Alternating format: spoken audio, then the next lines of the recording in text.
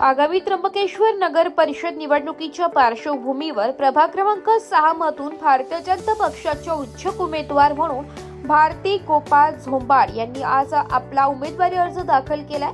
अर्ज दाखल करताना त्यांच्या सोबत अनेक कार्यकर्ते उपस्थित होते। प्रभागातील स्थानिक विकास कामांना गती देण्यासाठी आणि नागरिकांच्या मूलभूत समस्या सोडविण्यासाठी आपण कटिबद्ध असल्याचं त्यांनी सांगितलंय। प्रभाग क्रमांक 6 हा माझा कुटुंबासारखा आहे। येथील सर्वांच्या अपेक्षा पूर्ण करण्याचा प्रयत्न करणार असे ते म्हणाले।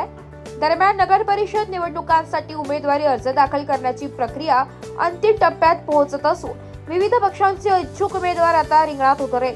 भाजपकडून भारती झोंबाड यांची उमेदवारी स्थानिक पातळीवर चर्चेचा विषय ठरत आहे। नमस्कार, मी भारती गोपाळ झोंबाड प्रभाग क्रमांक 6 याच्यामधून उमेदवारी करते। आज मी माझ्या मिसेसचा अर्ज दाखल करत आहे।